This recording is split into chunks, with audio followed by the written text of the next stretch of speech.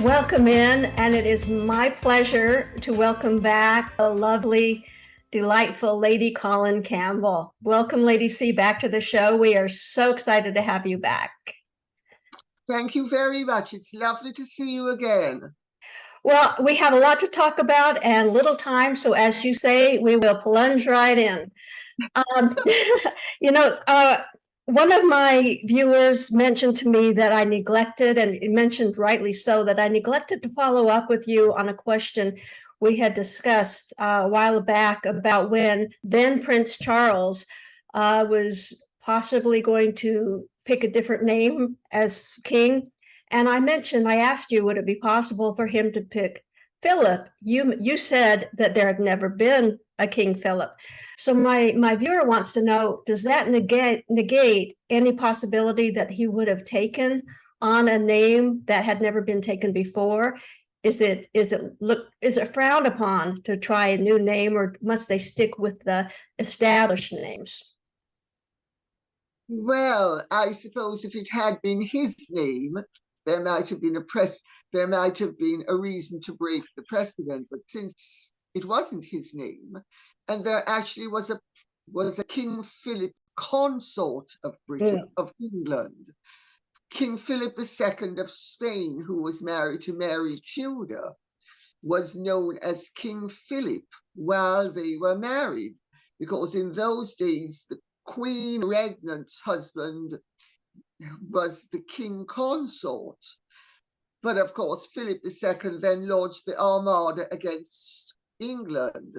So I don't think it would have been a very good idea to have the first King Philip Regnant being named after the King Philip consort who launched the Armada. Okay, you're right on that. Very good. Another question about names. Cause we really don't know over here across the pond. We have all these questions, and you are our encyclopedia. Say William and Catherine had wanted to name George, maybe Jeffrey or something. Is that frowned upon? How do they go about selecting the names for those directly in the line of succession? Royal children, and in fact children from all good families in most parts of the world. I know in America it's different because you have somebody with 4 surnames. I had a boyfriend who had 3 surnames as his names. Wow. So that's very American to use as a Christian name a family surname. But in most families I know, you usually name people after people within your family. Occasionally you name them somebody who you are very close to. But that's quite unusual. So no, it's usual that you don't go outside. I mean, the way Harry and Meghan did, with Prince Archie Bunker and Princess Lilibet of the Pond, ridiculous. Oh, yeah, that was crazy. They sound like a sitcom from from the, shall we say, the wrong side of the tracks. I agree with you there. Now that we're talking about William and Catherine and their kids, William has recently stated he does not want a big ceremony like Charles had at Carnarvon Castle for being Prince of Wales. Is there going to be any kind of ceremony, or are they just going to let that slide and he's just the king, the Prince of Wales now, and there's no pomp and ceremony about it? Well, many princes of Wales have not been invested. So, there's really no reason why he has to be. I mean, Prince Charles was invested as Prince of Wales when he was. But I mean, that was something that was invented virtually. there are many princes of Wales who were never, ever invested. And there are political reasons why it might be a good idea to keep it quite low key, because, you know, there's a Welsh nationalist movement, and they don't think that they should have an English Prince of Wales. They think they should have a Welsh Prince of Wales.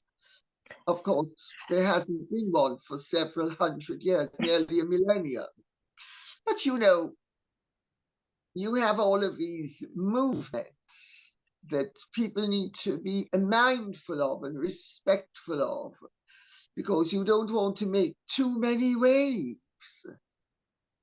That's true. But William and Catherine did live in Wales after their marriage, and he worked there, so he has a closer tie to the country and the people. I was hoping that that would kind of disengage those that want separation or want a Welsh Prince of Wales. Does his popularity, is it larger than what Prince Charles was when he was Prince of Wales? Do the people at Wales gravitate towards William and Catherine, being that they have basically had their lives started there?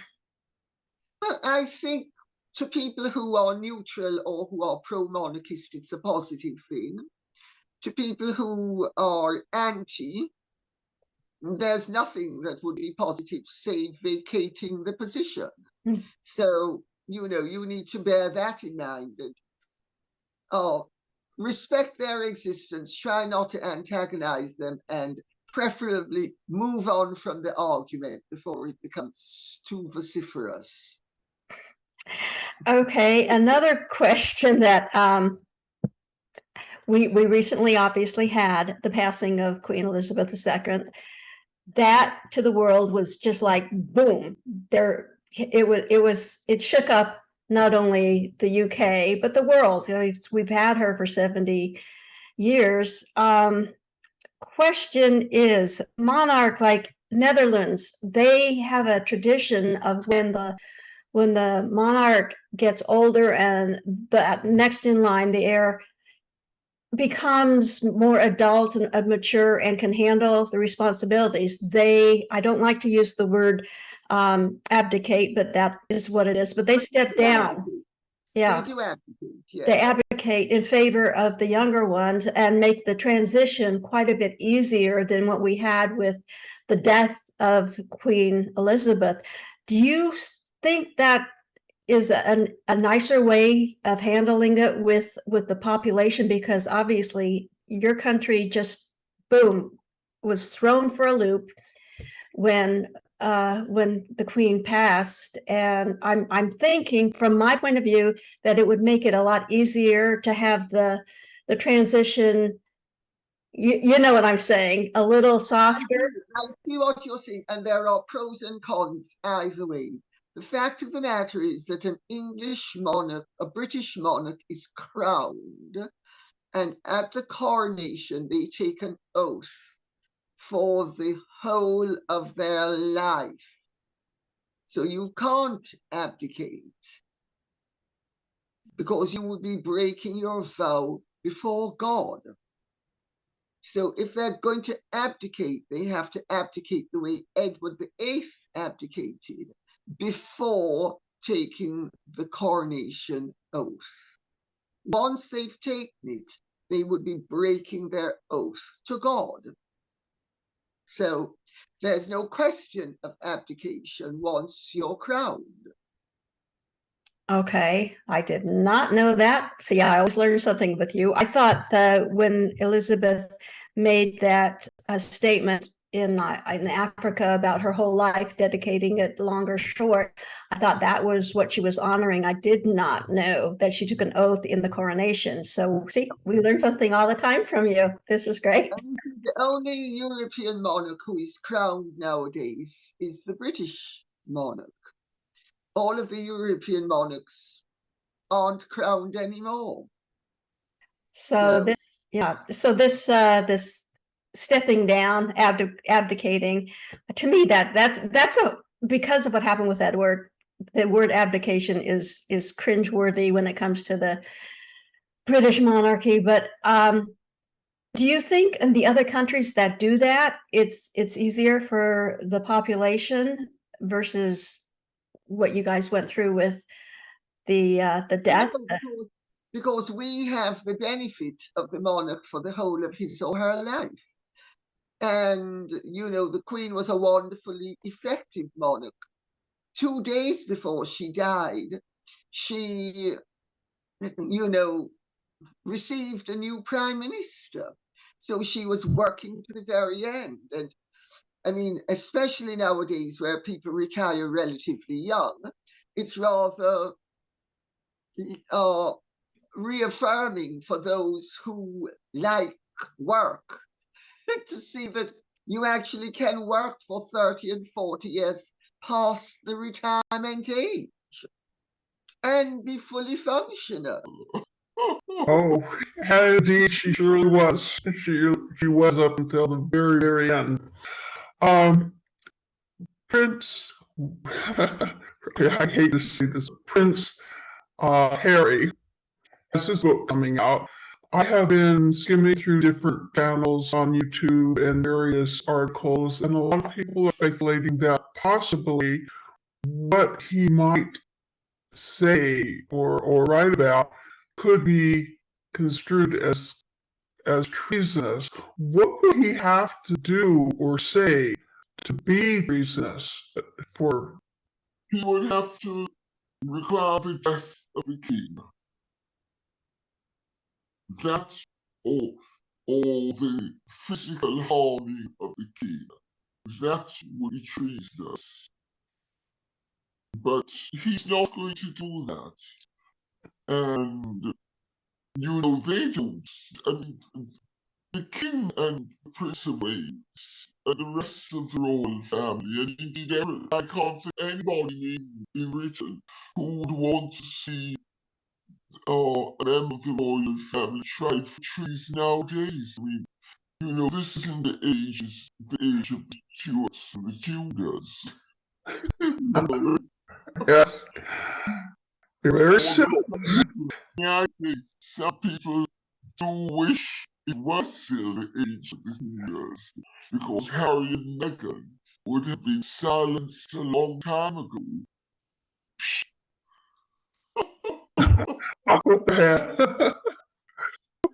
Getting back to them, you have a petition, and we're going to put the address on the screen that people go to sign up. I think I was one of the first to have Harry put his title of Duke of Sussex into abeyance.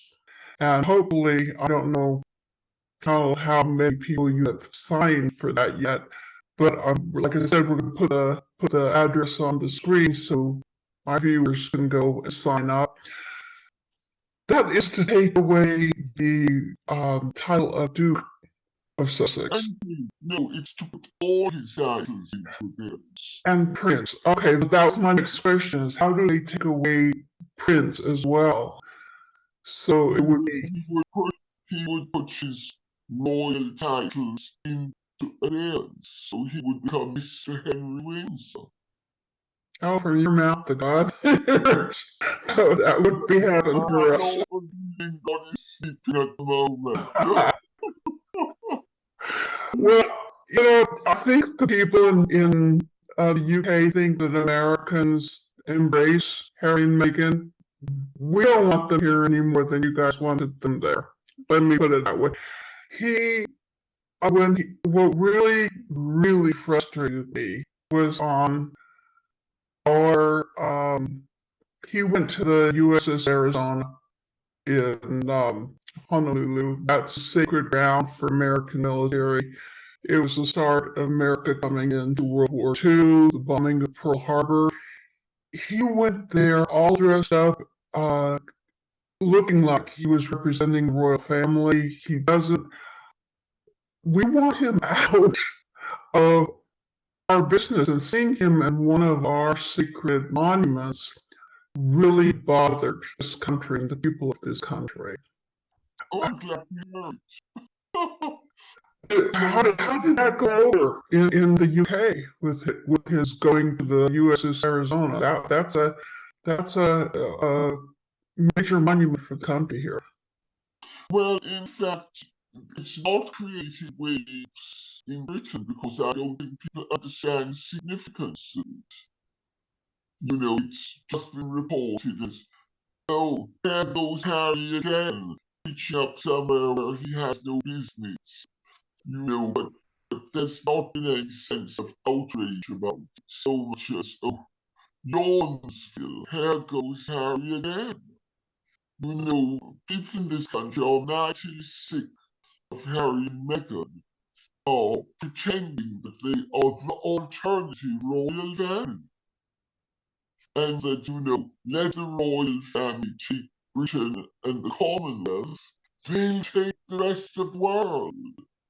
And since the Commonwealth consists of a goodly proportion of the world, they'll take the Commonwealth as a second stop and just leave the family with Britain.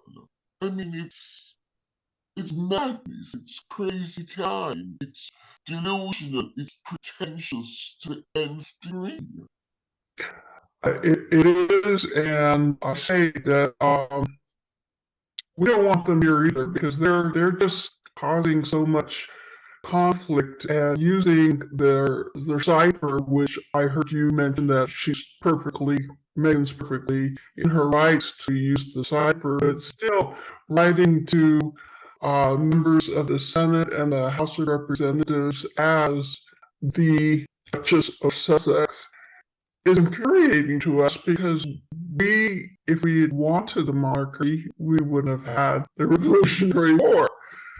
So, yeah, it boggles our minds how Meghan, who has grown up in America, feels entitled to be using her title to just go about her business. It doesn't make sense. Well, it does if you look at it from her point of view. You know, at hustled by buns up to the position of Duchess of Sussex, and this is my calling card, and I'm gonna slam it down on every table and everywhere so that everybody knows that I have arrived, and you all need to acknowledge my existence. And once you've done that, maybe then you'll listen to me and bend the knee because I am very special, Meghan. And you serfs and swine and characters, and you mustn't forget the hands flying around the place. You know, she is pathologically attention seeking, and she uses anything to get attention. And of course, her real credibility lies in the fact that she is married to a British prince. But for that, she would be the non-entity that she was before. She was a D-list cable television actress, not even a star of the show. She was the love interest. So aside from the tea lady and the coffee woman, she was the lowest ranking member of the female staff of ensemble suits.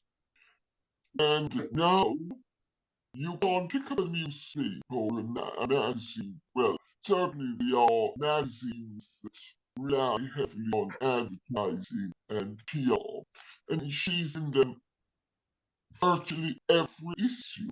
But then they've been paying good money for that, you know. I mean, I don't know if you've heard that there was a dispute with Sunshine Sachs because they owed Sunshine Sachs $2 million. Wow. Okay. Well, who's paying their bills now because they are who's buying their awards now because they are getting more awards and not rightly. They're buying all their awards. Where's the true royal family?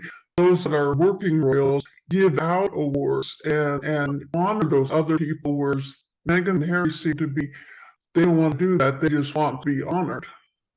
But really, what she wants is to live out her childhood dream of getting an Oscar. Oh, thanks to my mother and my father and my nanny and all my school teachers and the boy next door and the one beside that as well, and the 20-minute speech while the music is blaring increasingly loud. That's her fantasy. And since, by her own admission, when she was young, she used to enact receiving an Oscar. But she's never going to receive an Oscar, so she's receiving all of these awards. I mean, it's all PR. It's my hand scratches your back, your hand scratches my back, and it's a form of prostitution. It's prostituting a royal role that should have no question of being sullied by transactionalism. It should always be above suspicion, and the royals are supposed to be lending their presence to worthy causes, not arranging to get presents, yes, because of the presents. See, as royals and a dirty exchange of money, or some commercial transactionalism in the background. The whole thing is sordid and distasteful, and it sullies the whole of the transaction. What I find interesting is that, of course, you see, Meghan has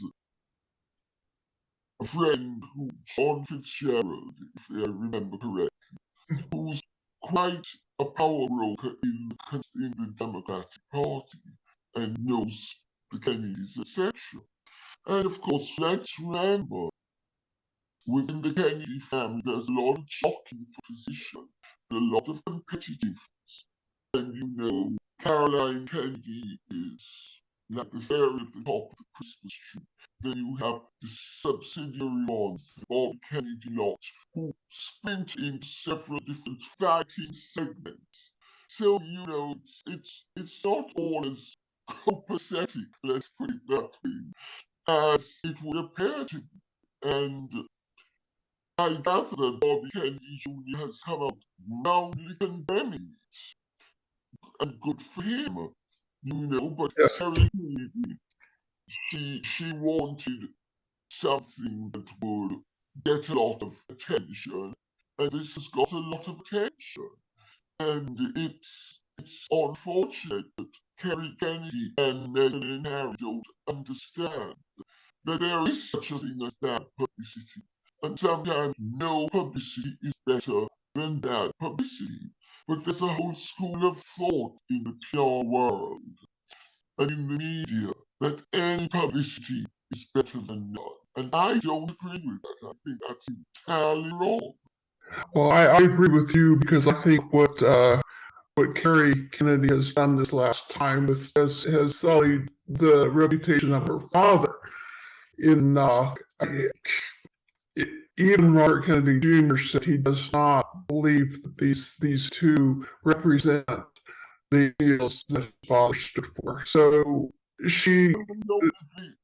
Not only do they not represent, they are contrary to a lot of Bobby Kennedy's ideals. And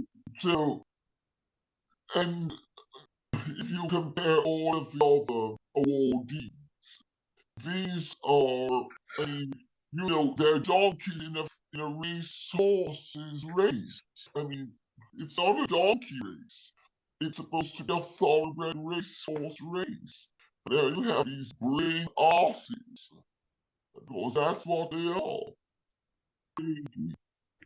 I personally feel, and you tell me if you feel the same way, that this Robert Kennedy Award is doing some damage to the legacy of Robert Kennedy in the same way that Harry is doing damage to the legacy of Diana, because he keeps the man is almost 40 years old and he's stuck in the past with the grieving of his mother. Can anybody get through to him about that? Can anybody say, hey, wait a minute, look, you've got to grow up, you've got to let this go and live your life without always referring to your mother? She obviously she left him at an early age, but he just cannot move on. Well, I'm afraid I don't quite see it like that. He moved on very well after she died. He moved on too well, of course, by his own admission he didn't really grieve fully. And there is a paper that was done in the 80s, which I've referred to previously in other fora, failure to grieve and melancholia in youth on the age of 40.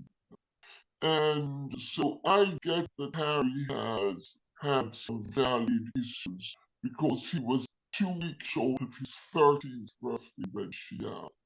So he was 1 year short of the transitional period. And so we need to cut him some slack for that. But had there not been the crock of gold that Meghan has discovered at the end of this rainbow, there is no way that poor Diana's corpse would be gouged and revisited and displayed and constantly troubled on a weekly basis by the both of them. It's because she has spotted what she thinks is a marching tool, and that it is in their commercial and worldly interest. And he is actually, I don't agree that he is at all grieving for his mother at this stage. I think he is using his mother's existence to rot his wife and her methods of enrichment, not only financial enrichment, but in terms of attention seeking. I think it is a total abuse of his mother's existence. And his mother is dead, for God's sake, let the woman rest in peace. And thus sullying Diana's reputation. Because every time they come out with some false notion, to big themselves up and puffing Diana up as well, the flip side of the coin gets examined, and the whole thing is very injurious of her continued existence as a public figure. I think it's very damaging. I also agree with that. But unfortunately, I don't know why and how we always run out of time with you. It goes by so quickly. We would love to have you back sometime around the coronation time. And let me ask you, do you expect an invitation to that, or is that nothing that you might not see in your mailbox? Well, that's not a question that I would answer one way or the other. Okay.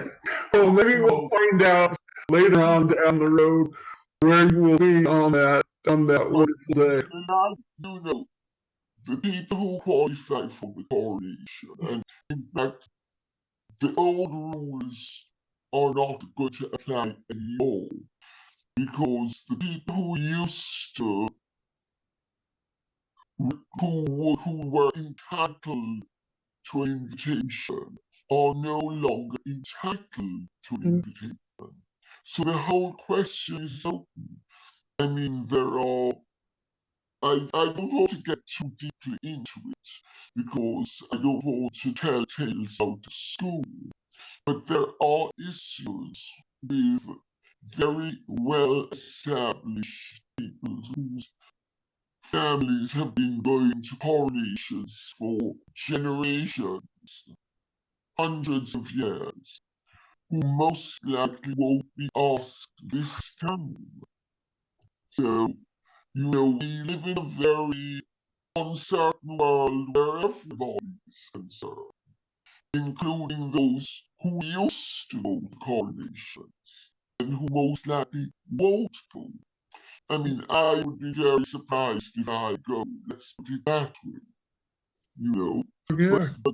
But I'm also, I know from people who've been to coronations, of course, I'm old enough to have relations who went to the previous coronation, and it's very uncomfortable. You have to arrive hours early. You can't depart once you arrive. So you have to be careful to not eat or drink too much of the Yes. duration, and there's nowhere for you to relieve yourself, and it's really uncomfortable. It's also cold. No matter how warm it is, it's cold because you used to be in full evening wear, long dresses, gloves, etc. Well, unfortunately, we are out of time. Okay. Thank you, Lady Colin Campbell. Lady C, you are such a wealth of information. We always enjoy hearing from you, and we'll have you back. Sometime near the coronation, we'll get some more information from you. We'll have a lot more to learn. And in the meantime, again, my thanks for sharing some time with us today. And for the viewers, I'll see you next time. Thanks for watching, and I hope you enjoyed this little chat. If you have, please like, share, subscribe, and if you'd like to be notified of future postings, click that notification bell.